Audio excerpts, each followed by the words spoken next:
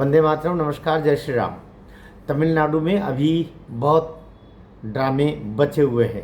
एक ड्रामा तो अभी दिखाई दे रहा है कि 107 सीट कुल मिलाकर के 108 सीट आई है, लेकिन 2 सीटों पर विजय थलपति जीते हैं, तो एक सीट ही वो काउंटेबल रहेगी आगे चल के। इसलिए अभी 107 कुल मिलाकर के 11 सीट और चाहिए। 10 सीट नहीं, 11 सीट चाहिए। 11 सीट का बंदोबस्त विजय थलपति कहाँ से करेंगे, ये सवाल आ गया। वो एक बार राज्यपाल जी से मिले, दूसरी बार फिर राज्यपाल जी से मिले। राज्यपाल जी ने टके सा जवाब दे दिया कि आपको 118 विधायकों का हस्ताक्षर किया हुआ मुझे चाहिए, या ये प्रामाणिक रूप से चाहिए कि आपके साथ में 118 विधायकों की समर्थन की बंदोबस्त व्यवस्था हो गई है। लेकिन विजय थलपति ये देने में असमर्थ रहे। उनका ये कहना था कि आप हमको बुला लीजिए, सबसे बड़ी पार्टी हम हैं। और मुंबई के प्रकरण में हुआ, सुप्रीम कोर्ट के द्वारा भी इस तरीके से राज्य और केंद्र के मध्य जो संबंध है उनको लेकर के जो सरकारी आयोग बना था, उस संबंध में भी यही था कि सबसे बड़ी पार्टी को बुलाया जाए। अब राज्यपाल के पास में क्या क्या विकल्प है? नंबर 1, सबसे बड़ी पार्टी को जो सबसे ज़्यादा सीटें लेके आए पार्टी, फिर गठबंधन। तो पार्टी के दृष्टिकोण से भी अभी टीवी के विजय थलपति की पार्टी सबसे ऊपर है, 107 सीट, 108 सीट। फिर गठबंधन भी उन्हीं का सबसे ऊपर है, यद्यपि उनके तो कोई गठबंधन था ही नहीं। सब जगह वो अकेले ही उनकी पार्टी ही चुनाव में खड़ी हुई थी। इन 2 दृष्टिकोण से उसको बुलाया जाना नैसर्गिक है, लेकिन बाध्यता नहीं है। बाध्यता 15 दिन के बाद में होगी। 7 से 15 दिन का समय राज्यपाल ले सकते हैं करलेकर जी, जिसके तहत वो ये तहकीकात कर लें कि इनके पास क्या स्थिति है, क्या नहीं है। अन्यथा उनको आज नहीं तो कल बुलाना तो पड़ेगा। अगर नहीं बुलाया तो ऐसी स्थिति में सुप्रीम कोर्ट दखल दे देगा, और सुप्रीम कोर्ट फिर 48 घंटे में ही वो वहाँ पर शक्ति परीक्षण का अवसर भी दे सकता है, और वहाँ पर अपने तरीके से जो संवैधानिक व्यवस्थाएं हैं उनको लागू करवा सकता है। अर्थात राज्यपाल की शक्तियाँ 15 दिन के बाद में क्षीण हो सकती है, एक चीज़। लेकिन राज्यपाल ऐसा क्यों कर रहे हैं या क्यों करेंगे? एक चीज़, वहाँ पर भारतीय जनता पार्टी की जिस तरीके एक सीट आई, 2021 में तो कम से कम 4 सीटें थी, इस बार तो उनकी एक सीट आई, और 30 सीट पर खड़े हुई थी भारतीय जनता पार्टी, एक सीट आई।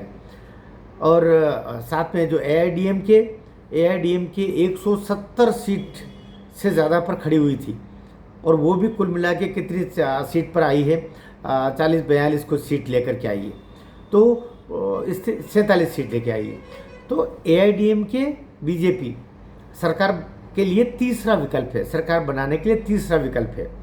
अगर TVK को अवसर नहीं दिया जाता है तो दूसरी सबसे बड़ी पार्टी DMK है। DMK को फिर राज्यपाल जी को बुलाना पड़ेगा। दोनों अगर मना करते हैं तो फिर राष्ट्रपति शासन लागू होता, तीसरे को मौका नहीं दिया जाएगा।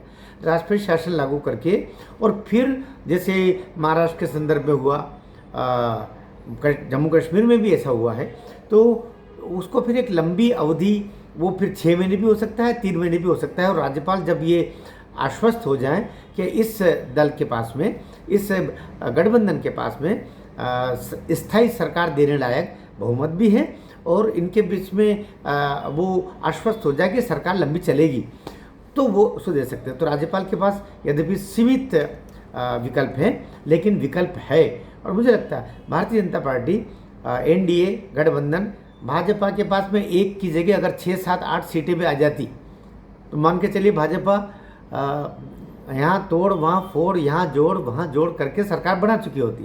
लेकिन के अन्नामलाई को आपने दूध की मक्खी की तरह बाहर कर दिया, ये पलानीस्वामी के दबाव में।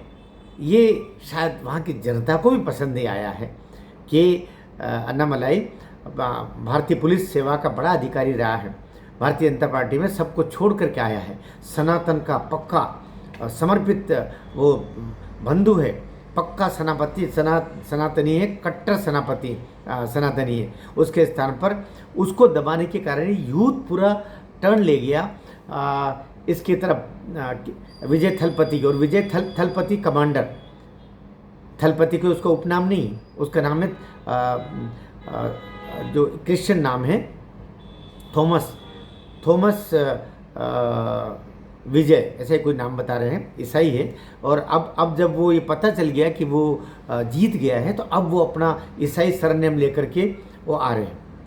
तो कुल मिला के तो ये एक अपघात हुआ है भारतीय जनता पार्टी के साथ में। सबसे बुरा, सबसे दुखद, सबसे चिंताजनक कई परिणाम रहा तो तमिलनाडु का रहा कि आप के पलाईस्वामी के आग्रह पे, उसके दबाव में भारतीय जनता पार्टी ने जिस तरीके से वहाँ अपना स्थानीय नेटवर्क को के अन्नामलाई को अलग करके उसको बेचारे को सीट तक नहीं दी, वरना एक सीट तो पक्की लेके आता हो। कहाँ तो भारतीय जनता पार्टी को प्रदेश इकाई का अध्यक्ष था 2025 तक, लेकिन 1.25 साल में आपने उधर से उधर कर लिया। तो जो भी किया हो, मुझे लगता है मोदी जी की सहमति इसमें नहीं रही होगी, अमित शाह जी की भी शायद सहमति न रही हो, लेकिन जो भी कोई तो नेतृत्व करता रहा होगा जिसने ऐसा सोच करके, प्रदेश नेतृत्व के द्वारा सोच, लेकिन प्रदेश नेतृत्व तो खुद ही के अन्नामलाई थे, प्रदेश के अध्यक्ष थे, और पूरा गांव बस्ती शहर उन्होंने तमिलनाडु का छान मारा था। और भाजपा को 12% 13% वोट था शेयर 2024 में, लेकिन वो घट करके कहाँ चला गया, अभी आपका 3% पे चला गया। तो इसकी जिम्मेदारियां तो भारतीय जनता पार्टी तय करेगी। मोदी और अमित शाह उस व्यक्ति को छोड़ेंगे नहीं जिसने ऐसी सलाह दी थी। तो जो होगा अच्छा होगा, लेकिन राष्ट्रपति जी के पास, राज्यपाल जी के पास में सीमित अवसर है। शायद अभी भी जिस तरह मेघालय में 2 सीट होने के बावजूद भारतीय जनता पार्टी ने अपनी सरकार बना ली थी, अब एक नया कीर्तिमान भी हो सकता है कि 1 सीट भारतीय जनता पार्टी की तमिलनाडु में है, लेकिन वो सरकार बना ले। आपको टिप्पणी में ज़रूर बताइएगा कि आपकी अपनी प्रतिक्रिया क्या है, मुझे अच्छा लगेगा। भारतीय जनता पार्टी जो करेगी, मैं सोचता हूँ राष्ट्रहित में करेगी, और आप और हम जो काम कर रहे हैं वो राष्ट्रहित में ही काम कर रहे हैं। चैनल पर नए हैं तो सब्सक्राइब कीजिएगा, और पुराने हैं तो वीडियो शेयर ज़रूर कीजिएगा, और कमेंट ज़रूर कीजिएगा, दूसरे कमेंट को पढ़िएगा, चैनल पर बने रहिएगा। मुझसे अगर कमियां हैं, दोष हैं, तो मुझे सुधारने के लिए आप अवसर प्रदान करेंगे, मैं ऐसा विश्वास करता हूँ। भारत माता की जय।